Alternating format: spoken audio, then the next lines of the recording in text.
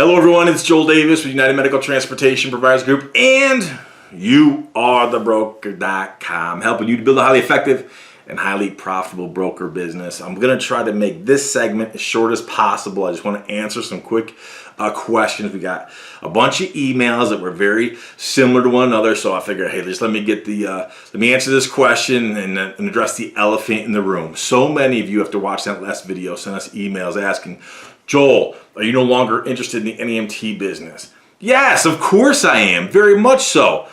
If you listen to that conference call with that client provider, years ago he bought his business for peanuts. I can't say the amount because I'm not gonna put his business out there like that, just like I wouldn't share your info. And I know that frustrates some people because we had to cut out some of the audio, but hey, I gotta protect my people's info just like I would yours too. So be respectful of that. I understand it's difficult to capture some of the content and the messages. I get it, but it is what it is.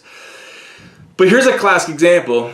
This transportation provider bought this business on the cheap. He's operating it now years later, and it's multiple 7 figures, and he wants to keep it for another 1, 2, possibly 3 years to further scale it and sell it at an even greater multiple. Kudos to him. So do I still love the Nemt business? Absolutely, because look what you could do when you deploy the right strategies and you go after the right type of business, i.e. you're not fixated on dating the strippers, letting them become the baby mama, and then you marry the stripper, i.e. the brokers. Why? Because when you deal with the brokers like that, you go broke. I'll give you a classic example. I got another client provider who years ago, he and his wife attended one of my seminars. The reason they came, they were starting with 1, 2 vehicles, business was slow, trying to figure it out, things weren't working, they come to one of the events. By the time they come, we started working together, they got a couple more vehicles, they start moving in the right direction. But while they're at the event, I'm looking in the back as I'm talking, I see the wife, she's on the iPad the whole time. And I'm like, why did you even come? Because you're not even paying attention. The husband's paying attention, but she kept working on the iPad. I'm like, what are you back there playing, like tic-tac-toe? What are you doing? Well, come to find out, I'm the fool. She's back there actually using my software system, Dispatching Made Easy, on an iPad, dispatching her drivers several states away. So while they're at this event learning from me how to further grow and scale their business, their Nemt business, here they are literally using my software system to dispatch their drivers. And I'm sitting here thinking like, what are you doing? I'm the fool, I'm the moron. They're handling their business. They're killing 2 birds with 1 stone. They're running their business and they're learning how to further grow and scale. Fast forward to today. Their business, they're gonna hit 4 mil this year. I've told them, we need to sell this puppy. Sell it while we're on top. You wanna talk about a multiple? This guy is the epitome of the multiple. And you ask him, why don't you do any broker work? And he'll tell you, I'm not wasting my time with that. Let my competitors, let them eat all that up. They get running around town, they're trying to keep up with that. While they're doing that, I'm taking the big business. Let them take that low-hanging fruit and tie themselves up and bog themselves down with that. I won't touch that stuff. Look at the parallel with that guy, the client provider in the conference call you just listened to. They don't deal with that nonsense. They're never gonna marry the stripper. Who makes all the money when you deal with the brokers like that? The broker. The broker does. And who carries all the overhead expenses, the burden, the insurance, the maintenance, the fuel, the registration, the labor? You, the provider. So Joel, why do you talk about youarethebroker.com? Why is this client provider in the conference call? Why is he also starting his own broker business? Because who makes the money? The broker.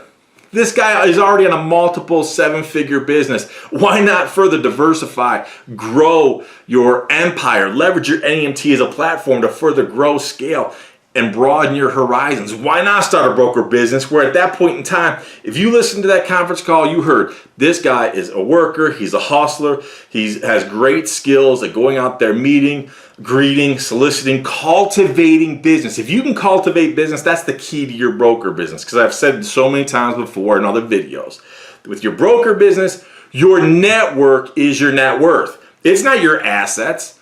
In that conference call, he said, hey, I have between 30 and 40 vehicles on the road at any given time. You're never gonna have a fleet of 30 or 40 box trucks. If you do, you're a fool. It should never happen. As a broker, you don't wanna own those assets. Bottom line, you wanna build your network because your network is your net worth. Bottom line. So, am I disenfranchised by the NEMT industry? Absolutely not. What saddens me is I see so many people out there. I got so many people out there. They'll go out there and buy the stupidest vehicles, the absolute stupidest vehicles, whether it's new or close to new. They'll spend all that money because they don't even want to learn from me. But then finally, when they hit the wall, after they're paying thousands of dollars a month for insurance, for loan payments for the vehicles that aren't even the right type of vehicles, then finally when they hit the wall and the money's not coming in, then it's so hard for them to pull out those little dollar bills to try to enlist the help from my team and from me. It's amazing. It's amazing. You're so willing to give that money out here, but you're not willing to invest, to learn properly so you build your business properly from the very beginning. I'm never going to cease to be amazed at how some people will pay big dollars to absolute strangers who don't teach them or educate them. They'll pay big dollars to these car dealers who aren't even in the NEMT business. All they are is in the car sales business or the insurance industry. And they tell them, and they're like little eaglets, just opening up their mouth, taking that worm from the mommy. They're just so eager to take all that free advice from people who've never done it, who are never going to do it. And they follow that advice. Why? Because they're getting the big money. And then finally, when they finally hit the wall and realize, you know what? I married the stripper. You know what? This ain't working. You know what? We got a lot more going out than we got coming in. It's like the one client provider I talked about a couple years ago. He was bringing in, I think, $80,000 a month. $80,000 a month from a single broker. Problem is, it was costing him over $85,000 to make that $80,000. Think about the headaches and the heartaches, how many vehicles he needed to deploy, how many drivers, all the assets, all the human resources he needed to invest to get that $80,000. It was costing him $85,000. Now compare that to that conference call you listened to, that client provider who's already making multiple seven figures. He and his two business partners are already, all of them are getting an equal salary. They're getting a lot of seller discretionary earnings, their own cars, cell phones, fuel, things are being able to be written off through the business. Which is the one caveat that I would definitely help adjust them on. I would definitely like to push them through the cash flow liability diagram that I've shared in previous videos. That's something they should definitely be deploying to further protect them individually and collectively. But I don't want to go too far off on that tangent. My point is this. Am I disenfranchised by the NEMT business? No, absolutely not. It's all about the type of strategies and tactics you deploy to building the right strategy, bottom line. Can you do both NEMT and your broker business? Yes, of course you can. Absolutely. You could invest in other businesses as well. Why would you limit yourself? I just want you to be effective in every business you deploy. So let's dive in. I got another treat for you. So let's transition to the rest of this video.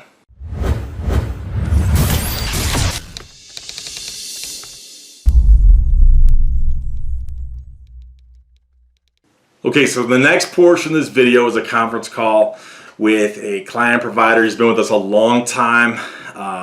He's 72, still out there hustling, making deals. This conference call is regarding a new agreement that he has going on. He's a classic example where he'll tell you his crazy experience that he had with Logisticare, but now he's headed in the right direction. This is a great opportunity, this new contract for him. Excited for him, but 72, still hustling, still growing. His target date to retire is 75, sell the business, so God bless him. A contract like this is definitely going to help put him on the right path, the right direction. As always with the conference call, I do need to make sure that our video guys silence some of the audio, so there are some cuts.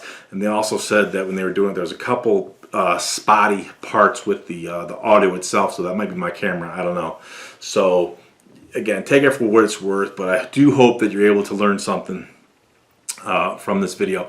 Now, following this, I actually had the guys put on another conference call that you're gonna enjoy, especially. So here it is. The first conference call you're gonna hear is from someone 72, still growing, still hustling, still putting the moves out there. Absolutely love it. Kudos to him. Followed by a conference call with a 20-year-old 20-year-old. And I straight up tell him the only reason why I'm calling him is specifically because he's 20. This one conference call is from a 72-year-old still growing and scaling. The other one is from a 20-year-old who's working, who he has. I absolutely love it. The reason I called him is because he's 20 years old. He has his mind on his money and his money on his mind. When I was 20, I mean, I was just a meathead at West Point. All I cared about was getting bigger, faster, stronger to play college football. All we were meatheads back then. This kid just turned 20 about 5 seconds ago. Love the fact that he's working at KFC. He's taking pride in being promoted to the assistant manager of Del Taco. Just absolutely love it, man. Love people like that are screw the pride. I'll pump gas. I'll serve tacos. I'll sling hash at the KFC. Whatever is necessary. You just have to love and respect that level of effort. So imagine this kid, 20 years old, where all these millennials out there all over the place. This kid's 20 years old. This kid is going to be making moves. By the time he's 30, he's going to be a multimillionaire, if not more. By the time he's my age, he's going to be a gazillionaire. So God bless him. So I encourage you, listen to both these conference calls. There are some spots where we do have to cut out the audio. Plus, that first one is a little spotty in certain parts, but stay with it. I think I'm highly confident you're probably going to pick up some tidbits of information that will serve you well. So enjoy.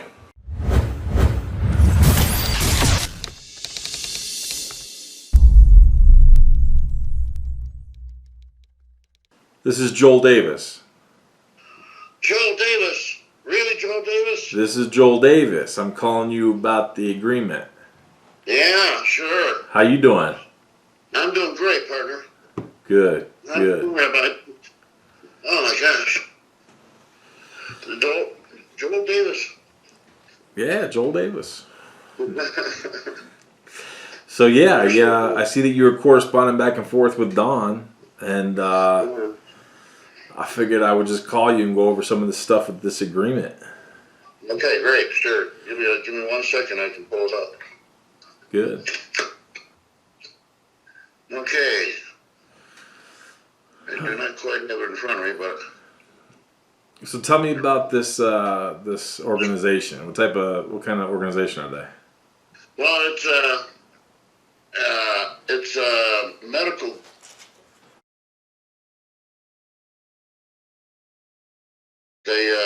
They do services for companies that are self-insured.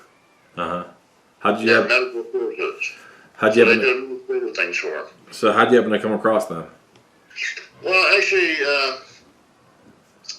they were looking for me. The only one. There is one other. Well, here's the deal. I was absolutely shocked when I saw this agreement because honestly, man, there's just not much to it. They could not have made this any simpler.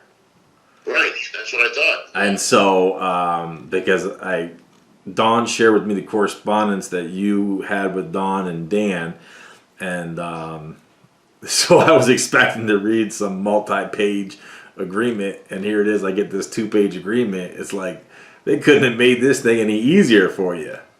Right, that's what I thought, exactly. Yeah. Because I didn't anything here that would really hurt me. No, nothing. There's nothing in here that's going to hurt you. That's why it's like when you look at paragraph 5, the indemnification and liability insurance, I'm like, why did they even waste their time with that paragraph? Because there's nothing to indemnify or hold harmless. There's hardly any legalities in this agreement. Right. Now, my one stipulation would be they're going to. How are you going to be receiving the trips? Because it says they're going to email you. Yeah, they're going to give me a 2-day notice apparently. Okay. That's the one detail I thought worked out with them is how exactly am I going to be notified of trip?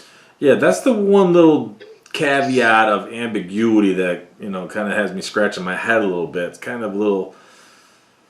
Because they're talking about emailing you, but then it also talks about, where did I look at it? Something that the client will also be contacting you.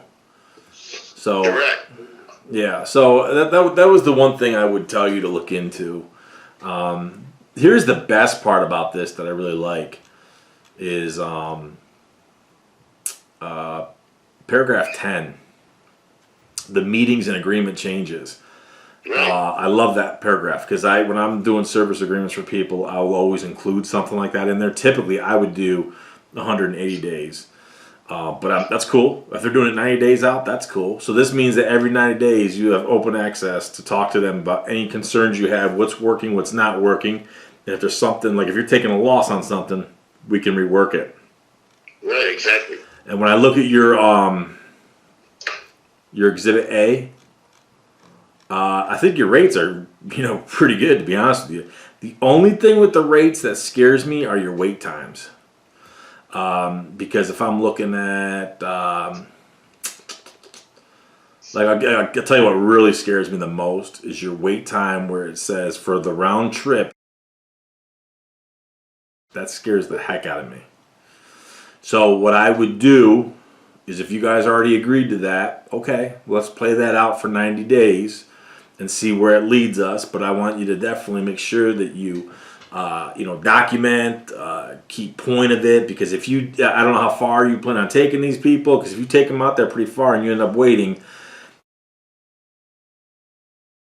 that could hit you pretty hard. Well, I'm kind of used to stupid logistic care. They don't pay for wait time, period. Yeah, no, that's because logistic care, they're terrible. And if you're 30, you have to be 30 miles away with more than 1 hour for them to shell out $10. Yeah, that's laughable. That's why people don't make money with those losers. It's ridiculous. Yeah, it's ridiculous. So I'm used to waiting an hour for my clients right now, and I'm doing okay. I'm not making a lot of money, but I'm doing okay. Making more than the average person does, so I'm kind of used to that. That's how I put. Because even 45 minutes to me is shorter than. Nothing. Yeah, but the thing is that if you're driving them yourself, 0 to 45 minutes, you could take that hit. But when you got John Doe driver and you paying him for labor every time he's doing something. Yeah, that's boy. If you've got an answer for that, the deadhead miles and the wait time, it kills me too. Yeah. Oh, kills me when I'm the guy who wrote that letter you read about a couple months ago. The 72-year-old that made the spreadsheet. You remember making comment on it?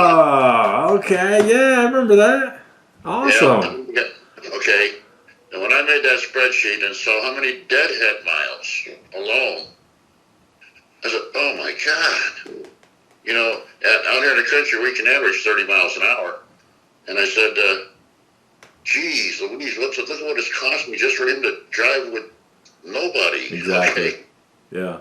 And the wait time is another statistic. I don't really have it, there's a lot of time. The wait time is killing me when I have an employee out there. Yeah, and that's my biggest thing right here. Is your wait time scares me a little bit. But like I say, the good thing I like about it is your pickup, your one-way pickup fees are pretty good. I like them. Love the mileages. The mileages are, really good. Especially your after hour mileage is really good. Okay, good. So I like those. You got your star on here for NEMT stretcher is available July 21. Is that something that you planned on launching in July, or is that something they stipulated? Yeah, that's it. That's what I plan on launching. That's what I put that on. He's got the rate, so when I have it, we can just walk right into it. Good, beautiful, love it.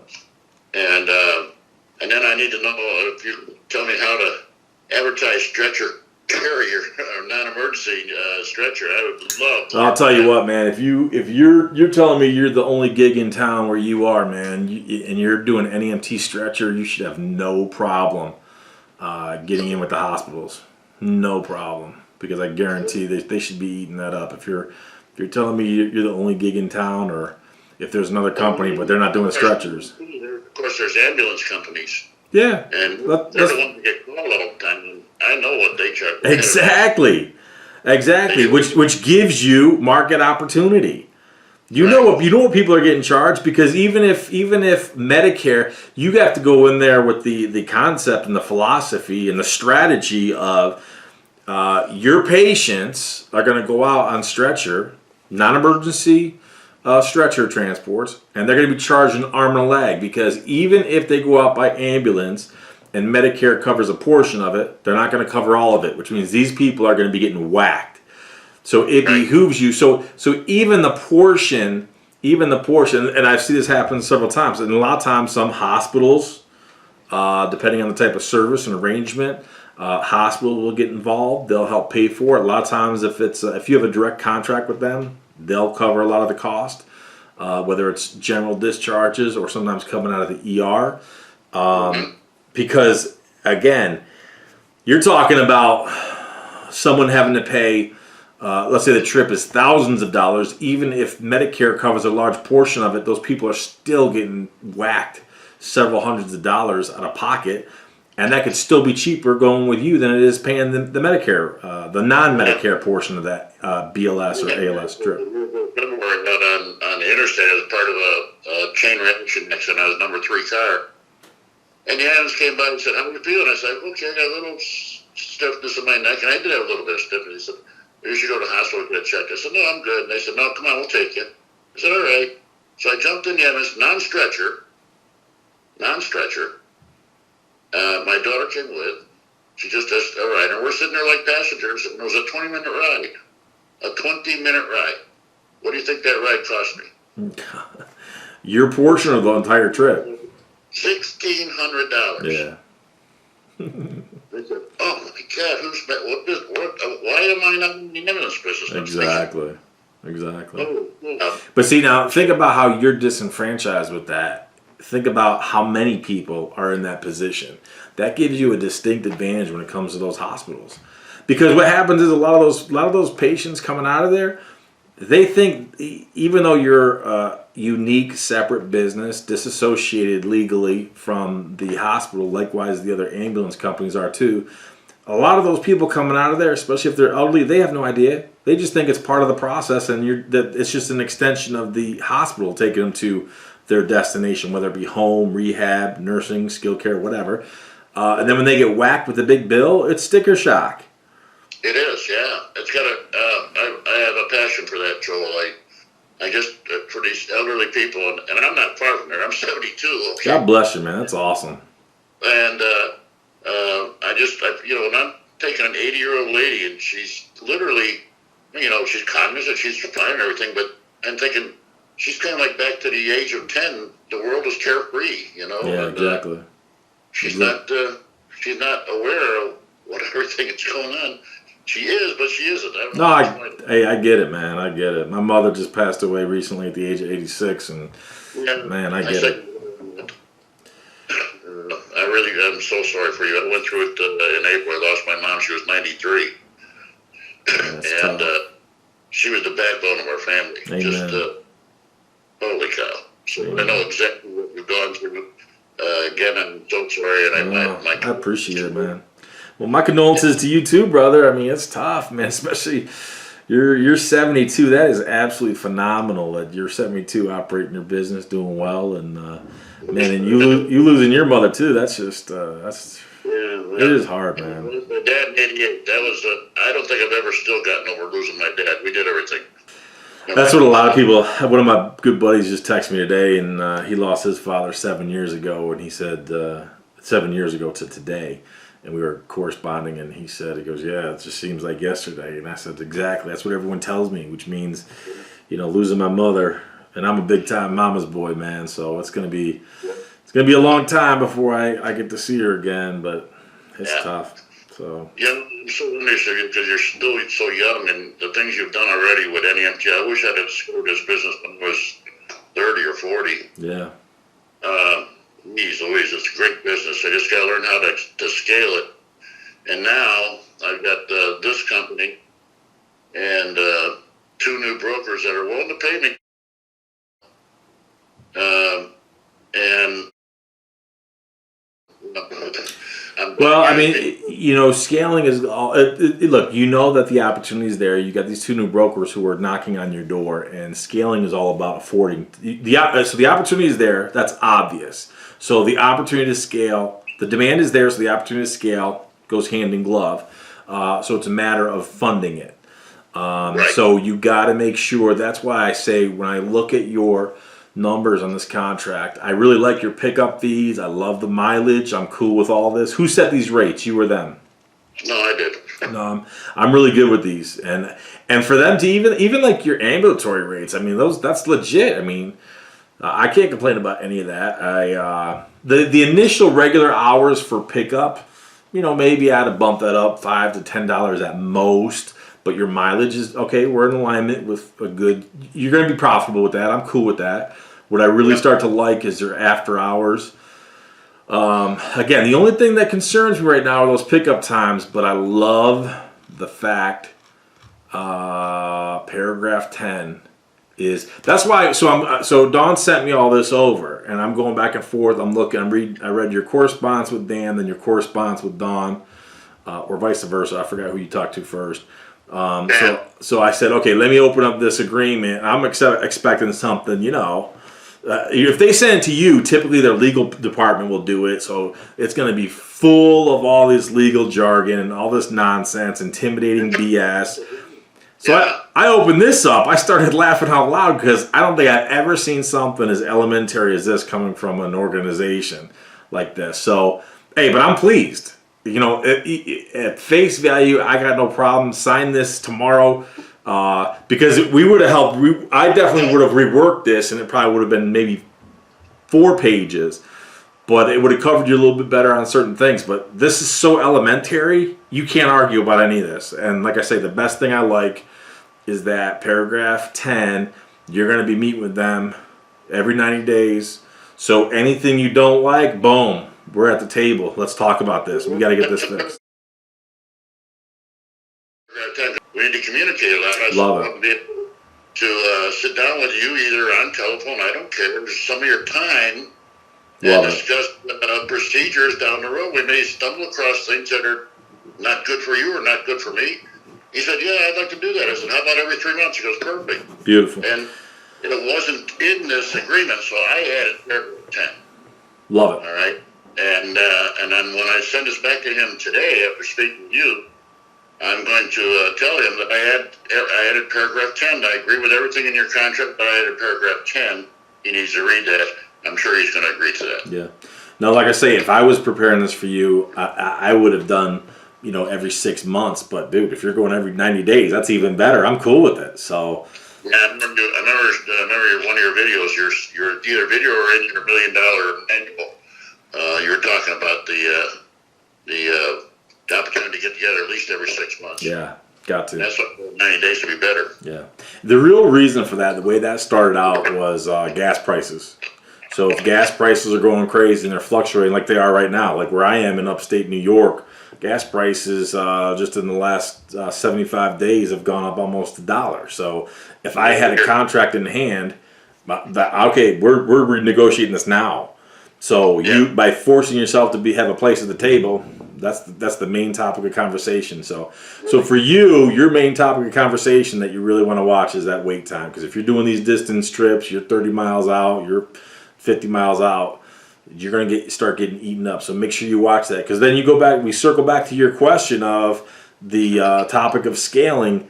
We cannot be losing money at any point in time in the trip or the trip/sales process. As in, if you got John Doe driver working out there, he's got to be generating money. So if he's sitting with the patient, you got to be collecting. I like the assist fees. That was good. What? The assistant fees. Yeah. Good stuff. Good stuff on those. Really like that. I think I picked that out of your manual. Yeah. To be honest with you. Yeah, no, I love it. Love it. Anyway, it must have taken months to write that manual. Yeah, I mean the manual. I try to update that annually. I just haven't done it. I was hoping to do it towards the end of last year, but the reason I kept delaying is because I wanted to wait and put a big portion in there that really encompasses everything regarding this coronavirus nonsense, so that because that's a big topic of conversation that's affected a lot of people. So how you structure your business to plan for such an event and how you respond to it. I mean, those are big topics of conversation. So I definitely plan to be updating it very soon, but I'm just waiting a little bit longer to see how things further shake out because there's so much variation all over the country. All over the country, there's so much variation. We're not going to track it, to be honest with you. I mean, I just look at my area and say, the other day, driving to my girlfriend, we're driving along and we saw the price of gas at $3.14 a gallon. And I said, look at that. She goes, yeah, I know. I said, thank you, Joe Biden. Yeah. And she goes, yeah. He Totally. shut the pipeline and it was like instantly. Exactly. Said, the price went up instantly. We were at 203. We were here where I am. We were always hovered around like 205-ish.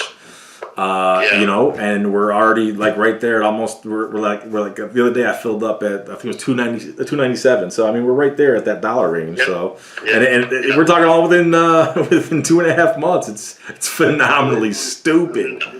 Your state is as bad as my state, just for different reasons. No, I shouldn't even say different reasons. They're corrupt. They're both corrupt, no doubt. But in some ways, they're equally as bad, but sometimes in different ways. But I mean, if you look at the big exodus out of your state, the big exodus out of my state to more business-friendly states, I mean, it's laughable. Yeah, effective this year, minimum wage went for $11 an hour. Yeah. It's a 40% increase. Next year it goes to 12. Yep. Year after that it goes to 13. Year after that it goes to 14. And in 2025 it goes to $15 an hour minimum wage. It goes up $1 a year. Yeah. Tell me that's my business. Yeah. Well, we're definitely going to beat you to the 15 mark. That's for sure. And that $15 minimum wage is absolutely insane. I mean, I get it. If New York City, if you're in San Francisco, you're in those big urban areas. That's different. When you're in Middle America, it's not warranted, and it affects businesses. Look, the WalMarts can adjust, the Amazons can adjust, but the small businesses, the mom and pops, the pizza shops, they can't adjust to that. The big businesses can deploy technology that you can't, and it's laughable. We know what's going to happen. And that's why these people who are trying to build their businesses around something like a logistic care. All right, well, if minimum wage is going up to this and to that, do you think the logistic care is going to be increasing their rates of reimbursement? No. No, sure. It's laughable. No. Yeah. Laughable. Logistic, when I first discovered you, Joe, I discovered you on the internet with one of your videos. And I thought, this guy kind of sounds like he knows what he's doing. But the first thing you said was, of all the brokers out there, logistic care is probably one of the worst. They are. And I thought, well, I'm doing okay. I was taking a great couple 50 miles every day. That was $300 trip, round trip. I said, but it's just me. I'm the driver. I'm the company. So you could pull it off, but you can't scale that way. You could pull it off doing it yourself. Exactly. Correct. You can't do it. Yeah. When I made that spreadsheet, I said I was operating on a 12% margin. 12%. Yeah. See, you can't do it. You can't scale when it's that low.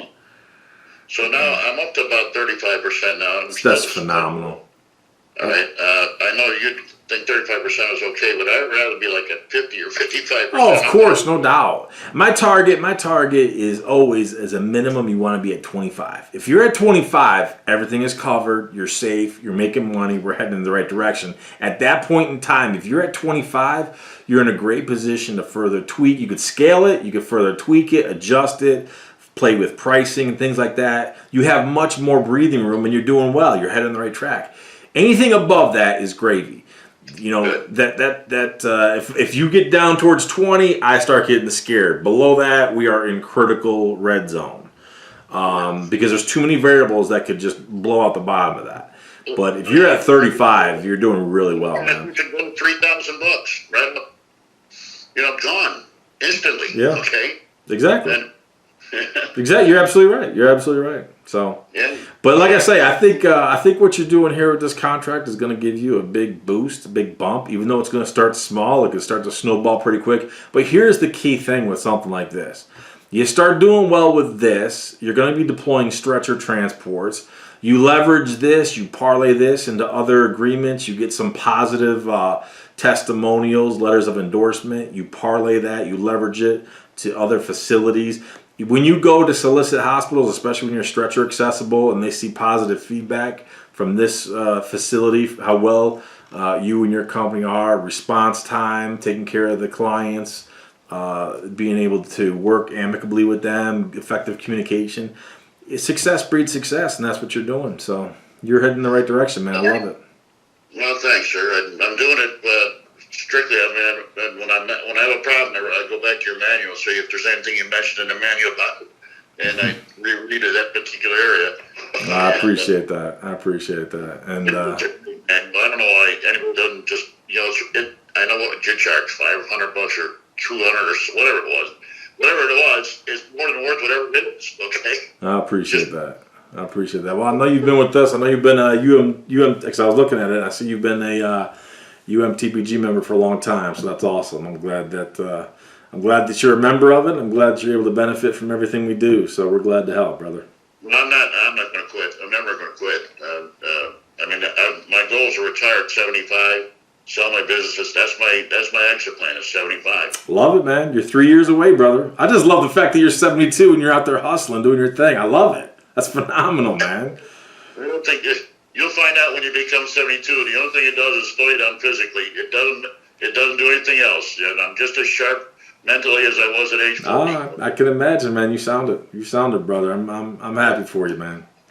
So definitely stay in touch. Let me know how this contract goes. I think, again, man, when I opened this up, I literally laughed out loud. I was shocked that it was so basic and elementary coming from this organization. I would have thought a lot more, but hey, I'm not complaining. That works a 1,000,000% to your advantage. So I'm cool with it. It gives you a lot of growth potential, a lot of room for opportunity. And again, if you sample, Joe, Dan said, send me these things, your logo and all this. Because I was planning on drafting one for you, putting something together for you. And like I say, if I put something together for you, I would have thought maybe 4 or 5 pages worth, which would still, in my book, still have been a small agreement. But when I saw this, that it's barely 2 pages, I'm like, all right, I'll take it. Those rates, I made those rates. You're looking at the colors of. He cut it out of my Excel. Yeah, I mean, like I say, I'm cool with your rates, man. The only thing that concerns me, I want you to watch, is the wait time. And I know you're kind of like in that mode because that's what you were used to when you were doing logistic care. But now this is a great opportunity for you. Sign this, get this thing going this week. Sign the agreement, get it going. Start watching it. We're in the middle of April. Watch this for the next 90 days. Make sure you're at that table and say, listen, I need to modify these because you know what? I'm taking a loss here. I'm taking a loss there. And you want to be able to substantiate it specifically because you could say, hey, man, every time I take send a driver out this far, this range, if you can quantify a specific range, mileage, it makes it more relatable to them, palatable, versus someone just speaking generally, hey, these wait times aren't going to work. We need to bump them up. But if you can legitimately say, hey, you know what? We noticed that 68% of our time, our trips are taking us out beyond 25 miles, so therefore they're being stuck. And we know that 43% of the time, our drivers are going to be waiting upwards of an hour, and that affects us, blah, blah, blah. I mean, when you could I love numbers, data, and statistics. When you could substantiate it like that, you got a rock-solid case, man. Okay, cool. So, all right, brother. I appreciate your time, Joe. I'm flabbergasted you're actually taking time out for me. Hey, man, I'm glad to help, and I appreciate you being with us as long as you have and supporting everything we do, and I just appreciate it, man. So come on, man. You got to appreciate those who appreciate you. I'm showing you some love. No, I get some love, Butter. It is. Awesome. I'm glad I found you. Awesome. It's the best thing happened in my life, to be honest with you. Oh, I appreciate that. I'm just doing mine like you. I was just starting out and just winging it, learning as I go. Okay. Yeah. And I've made a few mistakes that you've made. You said never had made them, all right? So. Yeah, hey man, I made any mistakes that anyone's made, I guarantee I've made them. But you work to overcome, and I'll tell you what, man, because when I was starting, I didn't have anybody teaching me anything with this business, so I had to figure it out. So that's why I'm able to. I'm blessed to be able to help. So. Love you for it. I mean, it really is. It's awesome. It's great. I watch your videos, and I have every email you ever sent out. Wow. Or, Your stock is rising, brother. because the reason being is if I have something and I can go back and say I look at the topics of each of these emails and it might be in here where he covers where we're talking about that. Amen. I've done that. Love it, man. So, your great advice. Keep it up, brother. I appreciate it. I appreciate it, man. Wait, when are you doing your next conference? The only reason why I haven't set a date, I plan on doing something later this year. The only reason I haven't picked a date or location is I still want to wait to see how things flush out here with this nonsense with the scamdemic and, everyone, because, so I figure I'll try, we're in the middle of April. I'll work to start looking into it maybe within the next month. Try to target a date and location. So try to make something. I'm in. I'll be there. Good. Well, awesome. I look forward to meeting you, man. Oh, no, it'll be my pleasure. I promise you. So, all right, sir. I don't want to take any more of your time. Thank you for looking at that agreement, and I'm on my way. I'll keep you posted. Definitely. Appreciate it, brother. Good luck. Thank you, sir. Take care. Bye-bye.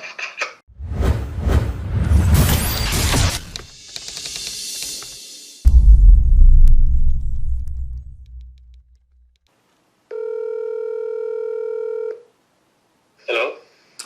Hi, is this Hi, yeah. Who is this? Joel Davis? Oh, hi. Give me one quick second. Okay. I'm sorry. No problem. How you doing? Pretty good, you? Good. Did I get you at a bad time? Yeah, no, that's fine. I was just working, but I had talked to them already about, you calling me, so I was going to make some time about it. Where are you working at? I work at Del Taco. Dude, you know about the restaurant? Yeah, I'm familiar with it. Yeah. Dude, that is so freaking awesome. So you work there and at KFC? Yeah, I was working at KFC. I used to have both jobs. I got Del Taco KFC, but then I left KFC, and then I got this new job I work for this Nemt company. Okay. So that's how I found out about the industry, and then I started getting interested about it, and then doing some little research about it. So what are you doing for this NEMT company? I'm a driver right now. I've been a driver for them for about 3 weeks so far. And how much are you getting paid? I get paid by commission. I don't get paid hourly. I get paid Really? That's illegal out there in your state. Is it really? Yeah. I didn't. I started with this other guy offered me kind of the same thing, but he offered me the same commission, but I had to pay gas. Like the trips, they only pay me for the distance and just when I had someone on the van, but I had to pay gas at the end. And this other company, the one I'm working, they pay the gas for me, but they do pay me by commission, not hourly. And how much are they paying you by commission? I get each trip if it's less than 30 miles. And it's the same flat fee either for ambulatory, wheelchair, and gurney. And you're using their vehicle? Yeah. How big is the company? The big is not too big. They told me, so they started with the caregiving facilities. They have 3 caregiving facilities. They told me they have about 20 years with that business, but they started the transportation business about 3 years ago. Mm-hmm. And they have 4 vans, four drivers right now. Yeah, I got other people in your state that used to do that, and they got in big trouble with Department of Labor for the way they're doing that. Oh yeah. For the commission or for because you could pay commission, but the commission has to be on top of an hourly rate. But trust me, I could care less. I care more about you versus what they're doing. So, right. So, anyways, how much are you getting paid working at Del Taco? At Del Taco, here I get paid hourly. I get paid an hour. So I make about probably each 2 weeks I make about. And you're the assistant manager? I'm sorry? You said that you're an assistant manager there? I saw in your notes. Yeah. I'm the assistant. So there's the general manager, the boss from the store basically, and then it's me. So I'm basically assisting her for whatever the restaurant is. Good for you, man. So you're 20 years old, huh? Yeah, man. Yeah, I barely turned 20 this last Wednesday. So I'm gonna tell you a little secret. Good. The only reason I'm calling you is because you're 20 years old. Is it really? Absolutely. I don't call people. Why would I? We get a ton of emails all the time, but I don't call them personally. But I'm calling them because you're 20 years old. Dude, I love the fact that you're 20 years old, you're working at KFC, Del Taco, another NEMT business. You're a straight up hustler. I love it. Right, yeah. I've been watching. I saw your last video about this guy who started working with the trucks, like making shirts from like I think Home Depot, he said. And then I saw that you were like passionate about it, like you were like interested in those type of person. So I was hoping you would do the same for me, like help me out. Well, let me ask you, here's the deal, man. You're 20 years old, man, and you're working at Del Taco, KFC. I love them both, man. I will eat the hell out of that food. I love them. But I'm calling you because you're 20 years old. You got a little money saved up. Dude, there's no reason you shouldn't be I mean, by the time you're 30, you should probably be a millionaire minimum, multi-millionaire, close to it. And by the time you're my age, man, you should be a gazillionaire. Hopefully. Dude, when I was 20, I was at West Point. All I cared about was getting bigger, faster, stronger, and playing football. Whereas you are a straight up hard-working hustler, saving money, working hard. I mean, everything about it I love. If I had someone teaching me this stuff when I was 20, dude, sky's the limit. Sky's the limit.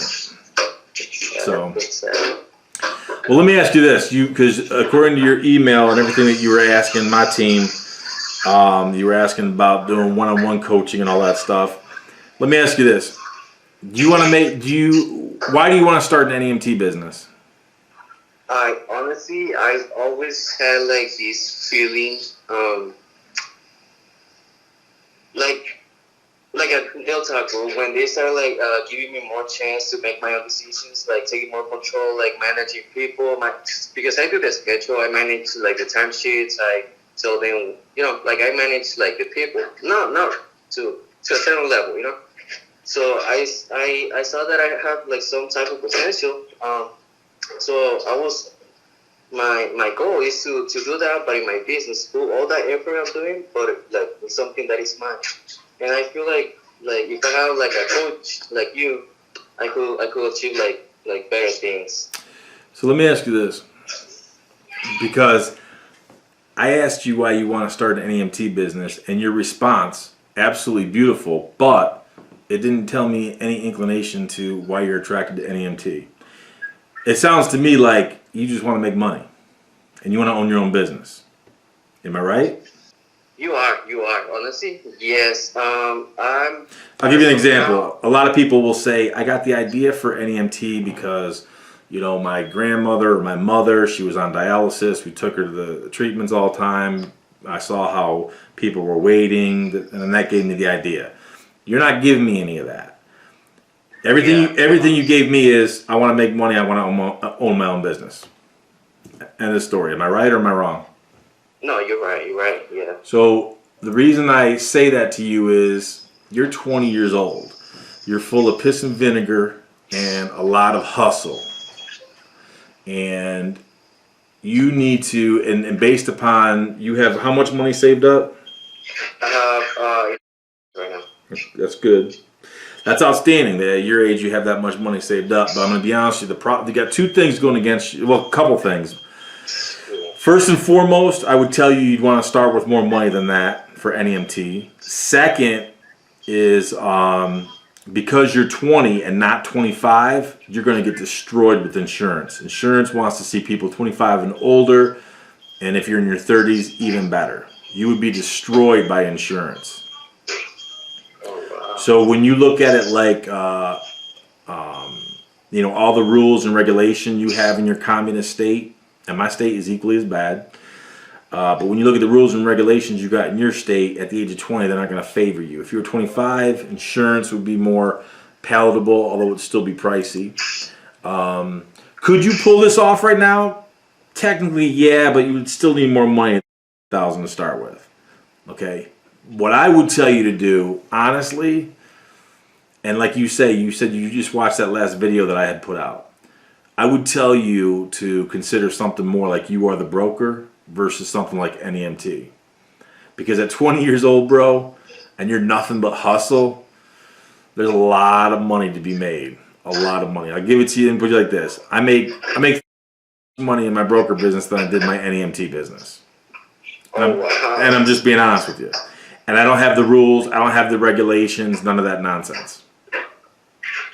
And all I do is manage contractors versus dealing with all the rules, the regulations, the employees, the matching FICA, all that type of stuff. So although you're working for an NEMT right now, that's great. That's great. I mean, consider you're working for NEMT, you're working for Del Taco, you worked for KFC previously. You got all these different hats that you wear, so you're willing to serve different roles and opportunities. But again, nothing you're telling me says I really have a passion to transport elderly people. What you're telling me is I'm 20 years old, I want to own my own business, and I want to make money, I want to be rich. So my advice to you would be, rather than you considering starting your own NEMT business, I would tell you want to start your own broker business like youarethebroker.com. There is no limitation on that business. Number one. Number two, the other thing I would tell you is I would consider youarethebroker.com, number one. And then number two, wherever I have my next live event, which would be later this year. I don't even have a date or a location set up, only because I'm waiting for things to further pan out with this scamdemic. You need to make sure you're there, man, because I'm going to try to bring one of my financial advisors there. And especially when I deal about money, you need to be there, man, because again, you at the age of 20, with what you are, by you reaching out to me, and you just turned 25 minutes ago, you got a little money in the bank, and you're obviously a worker and a hustler. You're an assistant manager at Del Taco, which, dude, I'm all about that. That just demonstrates you're a hustler. You need to be a millionaire, if not a multimillionaire, by the time you're 30, and by the time you're my age, you need to be a gazillionaire. Bottom line. I'm dead serious. It makes you feel like much possible, much motivated when you say it. So again, when I was 20, I was in college playing football. All I cared about was getting bigger, faster, stronger to play the next game. That type of deal. You already got your mind on your money. You're in a much better situation. I was just a meathead, whereas you got your mind on your money. That's phenomenal. You're going to be so much further ahead, bro. Bottom line. So what I would do at this point, rather than, especially because again, NEMT, it's going to be very hard for you to get insurance. Does that mean you couldn't own one of these in the future? Yeah, but dude, who cares, man? There's so much more money to be made out there. So when you look at, you don't have enough money saved up to go after it the right way, A. B, they don't even want to insure you until you're 25. Would they? Yes, but you would pay a premium. You would pay a premium, and it's not worth it. Because C, your state especially, you're compounded by different rules and regulations, because you know that your state is just like my state in New York. I mean, it's all rules and regulations. It's straight up communism. So you need to be out there about your hustle, get a good business opportunity, get it in play, start doing it on the side, just like you keep your job right now that you're doing with Del Taco. Start your broker business on the side by yourself, because you are going to learn a ton. You're going to learn a ton. What I would do, honestly, because I know that you are interested in doing one-on-one coaching with me for NEMT, I would tell you take those dollars, purchase invest in the training material only option, and study the heck out of that material. Study the heck out of that material, because it's going to make your eyes pop for all the different opportunities that are out there. Yeah, that's for the NEMT, right? This is for the broker business. For the broker, yeah. I looked at it at the website probably like a week ago, and then I saw like the main page, and I saw in order to get the license was about $20,000. That's what. Well, there's two things. You can become a licensee for You Are the Broker, for youarethebroker.com. That's 20 grand.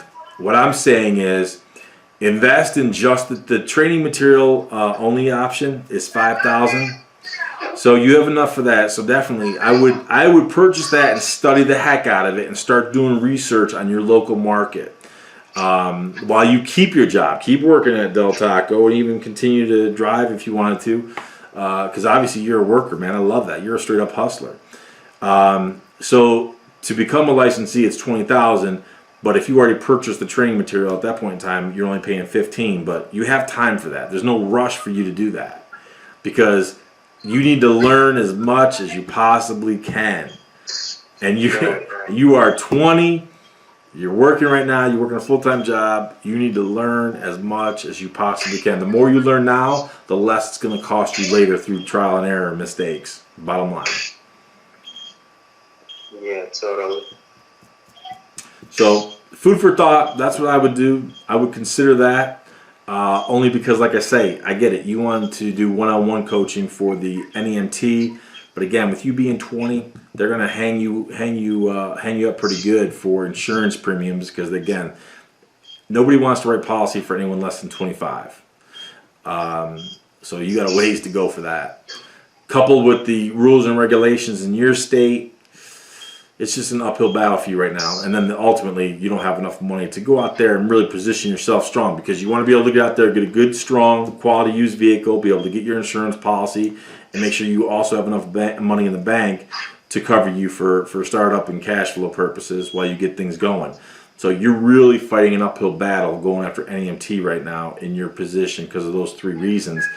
But that broker opportunity, bro, it's wide open for you. Yeah, honestly, I thought the NEMT was much easier, but like, I take your advice. When I saw you talking about the brokerage, it seems to be more lucrative. But I just feel like it was easier for me to at least start like on the NEMT business, and then probably later hopefully get them into the broker business. But if you say that's a better way, then yeah, I'll take that. The thing with the broker business is that, like I say, I mean, I make as much money in my broker business as I did my NEMT. So I can't argue with those numbers, number one. Number two, I don't have the rules and regulations like I did with NEMT. And the bad thing is, in your state and my state, those are probably two of the top 3 or 4 worst states with high regulation. And then number 3, with this broker business, the sky is the limit, man. There's so much opportunity. Everything is being moved. For as long as we have a civilized society, people are moving, cargo is being moved.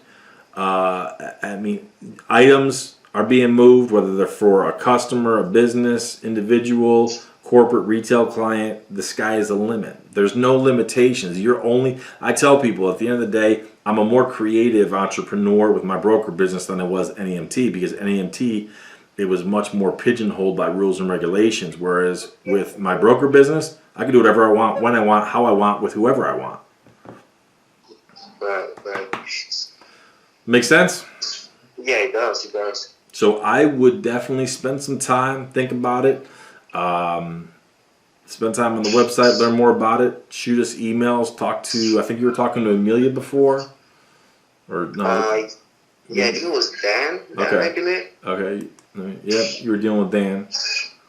Okay. I see you were talking to Dawn too. Okay, that's good. Well, good. Yeah. So Dawn and Dan work with. They typically do more of the work in my NEMT business. Amelia works with me in my broker business and with youarethebroker.com. So if you went that route, you'd start dealing with her more. But, okay. But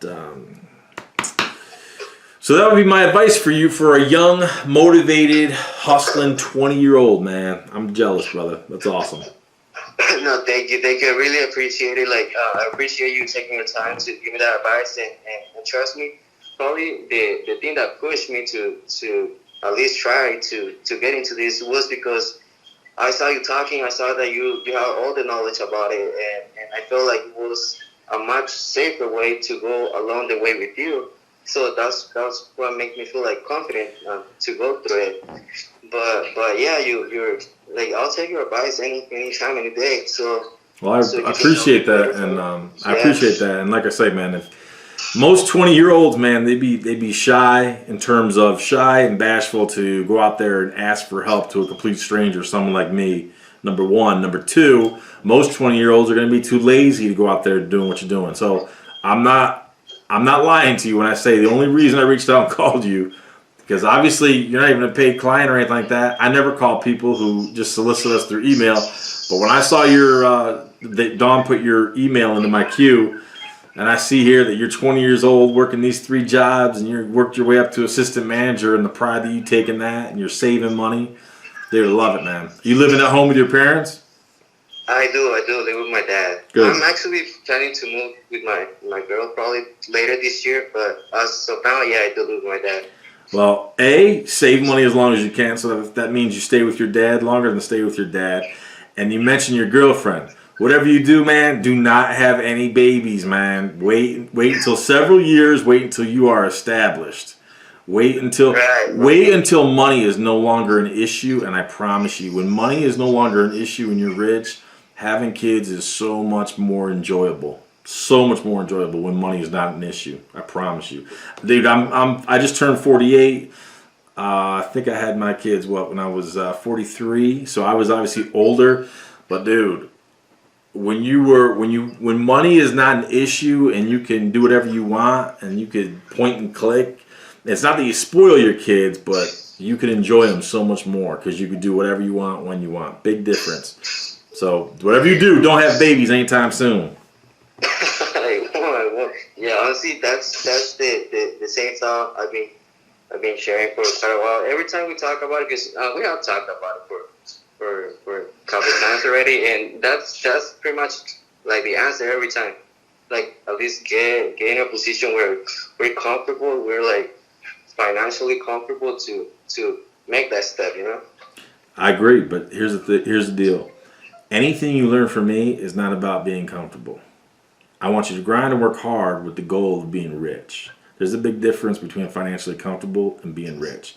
I've known poor, I've known comfortable, I know rich. And I can tell you which one is the best. I can tell you which one I would prefer. There's no comparison, bro. So I get it. I mean, I was raised poor. I mean, everyone has their sob story. They're all raised poor and all that kind of stuff. But been there. I've been on that side of the tracks. I've been comfortable, and then I've been rich. And there's a big difference. So wait and have kids when you're rich. And I'm telling you, you're 20. The trajectory you're on, if you hustle, make some good money, you make some good financial decisions, you're going to put yourself in a position where I promise you, you're going to be rich by 30. If you do it right. All right, buddy. Okay, sounds good. Thank you for the advice and everything. I'll make sure to check out the website for the broker. Yep. I was putting my attention on the Nemt. I didn't know about the insurance, but if you give me that advice for the broker, it'll be much better. I didn't really understand it that much. Probably I haven't put much attention to it, but I'll study as much as I can. I didn't when I checked the website, I didn't see any like research to buy some type of course, some type of training like for the Nemt. Is it on the website? Yeah. You got a pen and paper with you? I'm sorry? Do you have a pen with you? You got pen and paper? Okay, yeah. I want you to send an email to my assistant, Amelia. Okay. All right, so her email, I want to make sure, I'm just typing it in to make sure I got it right. I email her all the time, but I never even pay attention to it. 1 second. Okay, so Amelia. Emilia R. Daniels. Amelia R. Daniels at yahoo.com. Got it. I got it. All right, buddy? Okay, so do I ask her for the Yeah, so shoot her an email, tell her that you and I talked. And when I get off the phone, I'll shoot her a quick text message anyways, because I talked to some other people. I got to follow up with her. So let her know that you and I talked on the phone and you were interested in learning more about the the option of getting the training material for youarethebroker.com. Okay, sounds good. Yeah, I'll make sure to do it as soon as I get off from Dos Taco. And also, I want to ask you one more thing. Sure. Is there some type of one-on-one coaching on the broker business? So with the broker business, when you become an active licensee, two things. When you become an active licensee and you pay the $20,000, you actually work for a full year with one of my regional directors. There's no one-on-one coaching with if you purchase the training. The training material only is $5,000. If you purchase that, there's no one-on-one coaching. But because you're 20 years old and you're a hustler, after you get the material and you study it, I will give you a call again, and you and I will have one more conversation. It sounds great. Definitely, I'm definitely getting it. Because I want to make sure you got. Because when you get the material, it's going to open up your eyes, and you're going to be saying to yourself, "Man, there's opportunity all around me. I didn't even realize this existed." So you and I will have a conversation to talk about how you can further research and position yourself. Now, listen, when you're ready to become an active licensee, that's fine. We can move forward with that. So that's why I tell you, continue to keep working at Del Taco and your NEMT or whatever you're doing. Save money. You should always be working and saving money. So when you are ready to become an active licensee, that's great. But for now, when you get the training material option, you're investing in your education because you're going to get a big box in the mail. And it's going to have a lot of material in it, a lot of DVDs. It's going to come with a manual, but a lot of DVDs. And you're going to watch those. You're going to study the heck out of them. When you're done, I typically don't get involved in the one-on-one training for the You Are the Broker. Like I say, when you become an active licensee, you'll work with one of my regional directors who's legitimately a contractor, and they're going to teach you the art of contracting. But also, like I say, when you are done, shoot us an email and let me know, and I'll give you another call personally. Okay, yes, sounds perfect. I'm looking forward to that. Okay. All right, so email Amelia, and likewise, I'll let her know that we had a good conversation, and you guys get in touch and connect, and she'll take good care of you. Okay, sounds good. Thank you for your time. I really appreciate it, and I know you're a busy man, so I really appreciate you taking the time to call me. My pleasure, buddy. You take care. Have a good one. You too. Okay, bye-bye.